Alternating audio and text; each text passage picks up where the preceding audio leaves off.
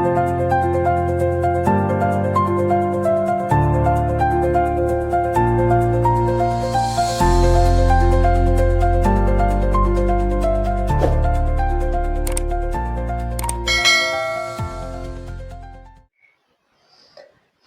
ವೀಕ್ಷಕರೇ, ಮನಸ್ಪರ್ಶ ಯೂಟ್ಯೂಬ್ ಚಾನಲ್ಗೆ ಸ್ವಾಗತ. ನನ್ನ ಹೆಸರು ಡಾಕ್ಟರ್ ರವಿಕುಮಾರ್. ಕಳೆದ 15 ವರ್ಷಗಳಿಂದ ಮನಃಶಾಸ್ತ್ರಜ್ಞನಾಗಿ ಕಾರ್ಯನಿರ್ವಹಿಸ್ತಾ ಬರ್ತಾ ಇದ್ದೇನೆ. ಆತ್ಮೀಯರೇ, ಇವತ್ತು ನಾವು ಒಂದು ಹೊಸ ವಿಚಾರವನ್ನ ಮಾತಾಡಲಿದ್ದೇವೆ. ನಮ್ಗೆಲ್ರಿಗೂ ತಿಳಿದಿದೆ, ಮಕ್ಕಳು ನಮ್ಮ ಜೀವನದ ಅವಿಭಾಜ್ಯ ಅಂಗ, ಹಾಗೆ ಮಕ್ಕಳು ನಮ್ಮ ಭವಿಷ್ಯ ಕೂಡ. ಇವತ್ತು ಮಕ್ಕಳ ಬಗೆಗೆ ಹಾಗೆ ಪೋಷಕರ ಬಗೆಗೆ ಕೆಲವೊಂದು ವಿಚಾರಗಳನ್ನ ನಾವು ಮಾತಾಡಲಿದ್ದೇವೆ. ಆದ್ಮೇಲೆ ಇಷ್ಟು ವರ್ಷದ ನನ್ನ ಅನುಭವಗಳಲ್ಲಿ ನಾನು ನೋಡಿದ ಹಾಗೆ ಪೋಷಕರಿಗೆ ಮಕ್ಕಳನ್ನ ಬೆಳೆಸುವುದು ಒಂದು ಚಾಲೆಂಜಿಂಗ್ ಆಗಿ ಕಾಡ್ತಾ ಇದೆ. ಹಾಗೆ parenting it's a important role ಅನ್ನೋದು ಕೂಡ ನಮ್ಗೆಲ್ರಿಗೂ ಗೊತ್ತಿದೆ. ಇವತ್ತಿನ ದಿನಗಳಲ್ಲಿ ನೋಡೋದಾದ್ರೆ ಪೋಷಕ ಒಂದು ಜವಾಬ್ದಾರಿ ಏನಿದೆ ಅದು ಬಹಳಷ್ಟು ಕ್ಲಿಷ್ಟ ಆಗ್ತಾ ಇರ್ತಕ್ಕಂಥದ್ದು. ಮಕ್ಕಳನ್ನ ನಾವು ಸರಿಯಾದ ರೀತಿಯಲ್ಲಿ ನಿಭಾವಣೆ ಮಾಡ್ಲಿಕ್ಕೆ ಸಾಧ್ಯ ಆಗ್ತಿರ್ತಕ್ಕಂತಹ ಎಷ್ಟೋ ನಿದರ್ಶನಗಳನ್ನ ನಾವು ನೋಡ್ತಾ ಇದ್ದೇವೆ. ಯಾಕೆಂದ್ರೆ ಬಹುಶಃ ನಮ್ಗೆಲ್ರಿಗೂ ಗೊತ್ತಿದೆ, ನಮ್ಮ ಮಕ್ಕಳು ಇವತ್ತು ಅನೇಕ ಸಮಸ್ಯೆ ಮತ್ತು ಸವಾಲುಗಳನ್ನ ಎದುರಿಸ್ತಾ ಇದ್ದಾರೆ. ಹಾಗೆ ಅನೇಕ ವರ್ತನಾತ್ಮಕ ಮತ್ತೆ ಭಾವನಾತ್ಮಕ ಸಮಸ್ಯೆಗಳನ್ನ ಎದುರಿಸ್ತಾ ಇದ್ದಾರೆ.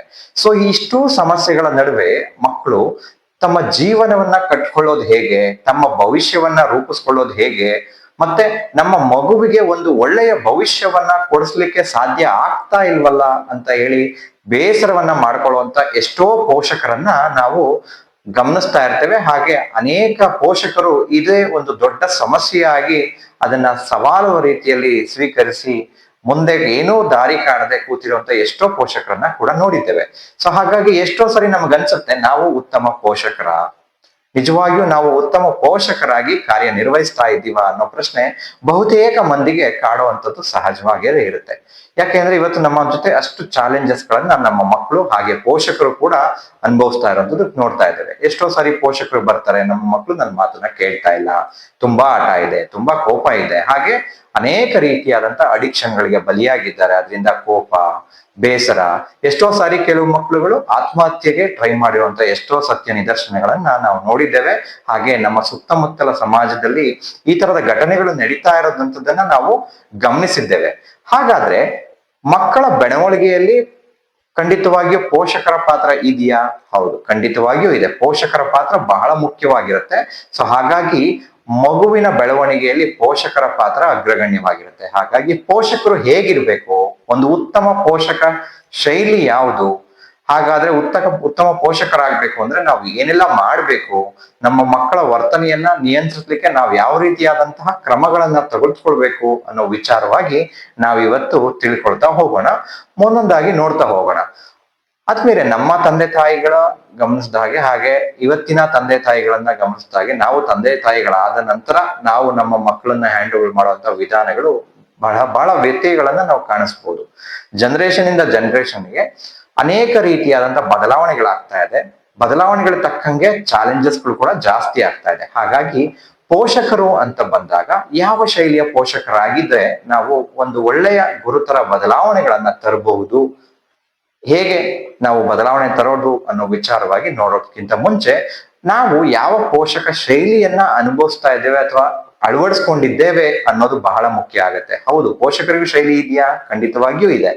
ಸೊ ಹಾಗಾದ್ರೆ ಯಾವೆಲ್ಲ ಪೋಷಕ ಶೈಲಿಗಳಿದಾವೆ ಅಂತ ಹೇಳಿ ಒಮ್ಮೆ ನೋಡೋದಾದ್ರೆ, ಮೊದಲನೇದಾಗಿ ಅಥಾರಿಟೇಟಿವ್ ಅಂತ ಹೇಳ್ತೀವಿ, ಅಧಿಕಾರಶಾಹಿ ಪೋಷಕತ್ವ. ಬಹುಶಃ ಕೆಲವು ಪೋಷಕರನ್ನ ನೋಡಿರ್ತೀರಿ, ಮಕ್ಕಳಿಗೆ ತಮ್ಮ ಭಾವನೆಗಳನ್ನ ವ್ಯಕ್ತಪಡಿಸ್ಲಿಕ್ಕೆ ಯಾವುದೇ ರೀತಿಯಾದಂತ ಅವಕಾಶಗಳಿರೋದಿಲ್ಲ. ಯಾಕೆ ಅಂದ್ರೆ ನಾನು ಪೋಷಕನಾಗಿದ್ದೇನೆ, ನನಗೆ ಅನುಭವಗಳಿದೆ, ನನಗೆ ನಾಲೆಡ್ಜ್ ಇದೆ, ಸೊ ಹಾಗಾಗಿ ಅದರ ಆಧಾರದ ಮೇಲೆ ನಾನು ಡಿಸೈಡ್ ಮಾಡ್ತೀನಿ ಸರಿ ಯಾವುದು ತಪ್ಪು ಯಾವುದು. ಸೊ ಹಾಗಾಗಿ ಮಕ್ಕಳಿಗೆ ತಮ್ಮ ಅಭಿಪ್ರಾಯವನ್ನ ವ್ಯಕ್ತಪಡಿಸ್ಲಿಕ್ಕೆ ಸಾಧ್ಯತೆಗಳಿರೋದಿಲ್ಲ. ಹಾಗೆ ಅವರ ಆಸೆ, ಆಕಾಂಕ್ಷೆಗಳು, ಕನಸುಗಳನ್ನ ವ್ಯಕ್ತಪಡಿಸ್ಲಿಕ್ಕೆ ಈ ತರದ ಪೋಷಕ ಶೈಲಿಯಲ್ಲಿ ಅವಕಾಶಗಳಿದೆ. ಅವರನ್ನ ನಾವು ಅಧಿಕಾರಶಾಹಿ ಪೋಷಕರು ಅಂತ ಹೇಳಿ ಕರಿತೀವಿ. ಹಾಗಾದ್ರೆ ಅಧಿಕಾರಿಶಾಹಿ ಪೋಷಕರಾಗಿದ್ರೆ ಆ ತರದ ಮಕ್ಕಳು ಏನ್ ಸವಾಲುಗಳನ್ನ ಎದುರಿಸ್ತಾರೆ, ಏನ್ ಸಮಸ್ಯೆಗಳನ್ನ ಎದುರಿಸ್ತಾರೆ ಅಂತ ನೋಡೋದಾದ್ರೆ, ಮೊದಲನೇದಾಗಿ ಇಂತಹ ಮಕ್ಕಳಲ್ಲಿ ಯಾವುದೇ ಒಂದು ವಿಚಾರಕ್ಕೆ ಒಂದು ವಾಲಂಟ್ರಿನಾಗಿ ತಗೊಳ್ಳುವಂತ ಒಂದು ನಿರ್ಧಾರ ತಗೊಳ್ಳುವಂತ ಸಾಧ್ಯತೆಗಳು ಬಹಳ ಕಡಿಮೆ ಇರುತ್ತೆ. ಯಾಕೆ ಅಂತಂದ್ರೆ ಪೋಷಕರು ತುಂಬಾ ಕಂಟ್ರೋಲ್ ಇರ್ತಾರೆ, ಅಥಾರಿಟೇಟಿವ್ ಇರ್ತಾರೆ. ನಾನು ರೂಲ್ಸ್ ಹಾಕಿದ್ದೀನಿ, ನೀನ್ ಫಾಲೋ ಮಾಡ್ಲೇಬೇಕು, ನಾನು ನಿನ್ನ ಹಿತದೃಷ್ಟಿಯಿಂದ ಹೇಳ್ತಾ ಇದ್ದೀನಿ, ನೀನ್ ಯಾವುದೇ ಕಾರಣಕ್ಕೂ ಬೇಡ ಅನ್ನೋ ಹಾಗೆ ಇಲ್ಲ. ಇನ್ನು ಕೆಲವು ತುಂಬಾ ಎಕ್ಸ್ಟ್ರೀಮ್ ಹೋದಾಗ ಫಿಸಿಕಲ್ ಪನಿಷ್ಮೆಂಟ್ ಕೊಡುವಂತ ಸಾಧ್ಯತೆಗಳು ಜಾಸ್ತಿ ಇರುತ್ತೆ. ಇಂಥ ಮಕ್ಕಳಲ್ಲಿ ಕ್ರಿಯೇಟಿವ್ ಥಿಂಕಿಂಗ್ ಎಫೆಕ್ಟ್ ಆಗ್ತಾ ಹೋಗುತ್ತೆ, ಹಾಗೆ ಅವ್ಯಕ್ತ ಭಯಗಳು ಕಾಡ್ತಾ ಹೋಗುತ್ತೆ. ಹೊಸದನ್ನು ಯಾವುದನ್ನು ಕೂಡ ಪ್ರಯತ್ನಿಸೋದಕ್ಕೆ ಹಿಂಜರಿಕೆ ಹಾಕುವಂಥದ್ದು. ಯಾಕೆ ಅಂದ್ರೆ ಪೋಷಕರು ಒಂದ್ ವೇಳೆ ತಪ್ಪಾದ್ರೆ ನನಗೆ ತುಂಬಾ ಪನಿಷ್ಮೆಂಟ್ ಕೊಡ್ತಾರೆ, ಬೈತಾರೆ, ಮತ್ತೆ ನೆಗ್ಲೆಕ್ಟ್ ಮಾಡ್ತಾರೆ ಅನ್ನೋ ಕಾರಣದಿಂದ ಮಕ್ಕಳು ಹೊಸ ಹೊಸ ವಿಚಾರಗಳನ್ನ ಕಲಿದೇ ಹೋಗ್ಬೋದು, ಹಾಗೆ ಆವಿಷ್ಕಾರಗಳನ್ನ ಕೂಡ ಮಾಡದೆ ಹೋಗ್ಬೋದು. ಪ್ರಶ್ನೆ ಮಾಡುವಂತಹ ಕೌಶಲ್ಯ ಹೊರಟೋಗುತ್ತೆ, ಕ್ರಿಯೇಟಿವ್ ಥಿಂಕಿಂಗ್ ಹೊರಟೋಗುತ್ತೆ, ಹಾಗೆ ಅನೇಕ ರೀತಿಯಾದಂತಹ ಸಂವೇಗಾತ್ಮಕ ಸಮಸ್ಯೆಗಳನ್ನ ಕೂಡ ಮಕ್ಕಳು ಎದುರಿಸಿರೋದನ್ನ ನಾವು ನೋಡಿದೀವಿ. ಬಹುಶಃ ನೀವು ನೋಡ್ತೀರಿ, ಎಮೋಷನಲ್ ಇಶ್ಯೂಸ್, ಮಕ್ಕಳು ಮಾತಾಡೋದೇ ಇಲ್ಲ, ರೂಮ್ ಸೇರ್ಕೊಂಡ್ರೆ ಆಚೆನೆ ಬರೋದಿಲ್ಲ.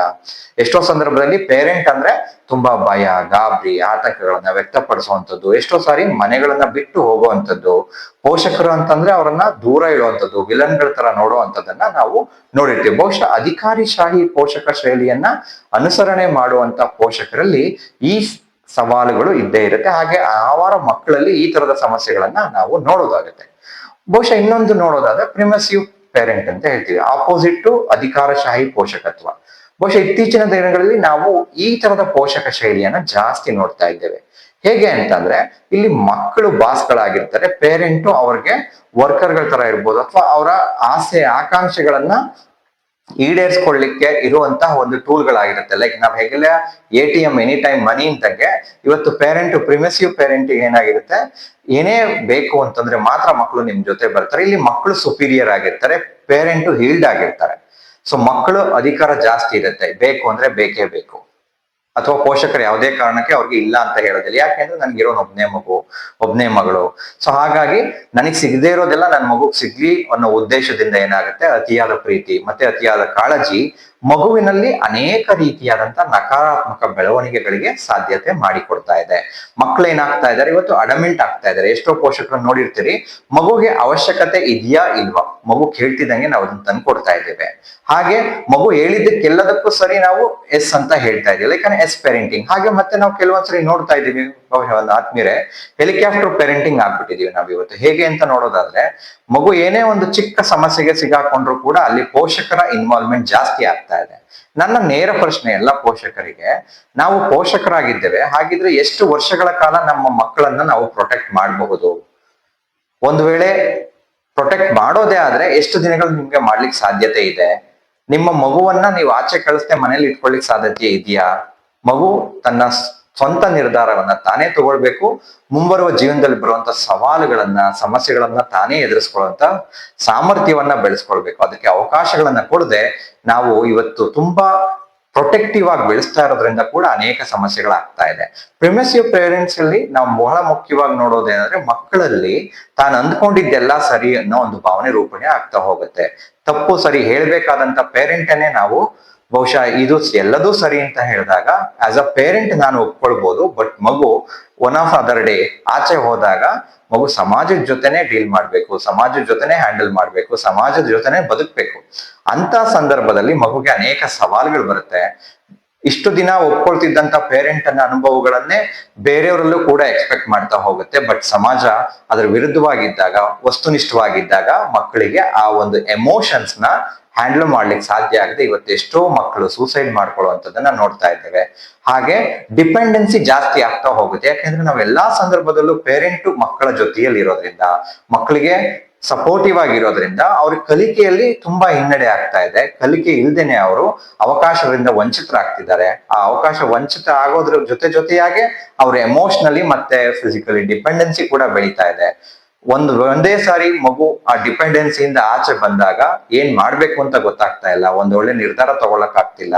ಸಪೋರ್ಟ್ ಸಿಸ್ಟಮ್ ಸಿಗದೆ ಇವತ್ತು ಅನೇಕ ಸವಾಲುಗಳು, ಸಮಸ್ಯೆಗಳು ಮಕ್ಕಳು ಎದುರಿಸ್ತಾ ಇರೋದನ್ನ ನಾವು ನೋಡ್ತಾ ಇದ್ದೇವೆ. ಸೊ ಹೀಗೆ ಮಕ್ಕಳಲ್ಲಿ ಅನೇಕ ಸವಾಲುಗಳನ್ನು ಹುಟ್ಟುಕೊಳ್ಳಿಕ್ಕೆ, ಅನೇಕ ಸಮಸ್ಯೆಗಳನ್ನ ಹುಟ್ಟುಕೊಳ್ಳಿಕ್ಕೆ ಪೋಷಕರು ನಮಗೆ ಗೊತ್ತಿಲ್ಲದೇನೆ ನಾವು ಕಾರಣರಾಗಿರುವಂತದ್ದು ಶೋಚನೀಯ ಸಂಗತಿ. ಸೊ ಹಾಗಾಗಿ ಪೋಷಕ ಶೈಲಿಗಳು ನಮ್ಮ ಮಕ್ಕಳ ಮೇಲೆ ಅನೇಕ ಪ್ರಭಾವವನ್ನ ಬೀರ್ತಾ ಹೋಗುತ್ತೆ.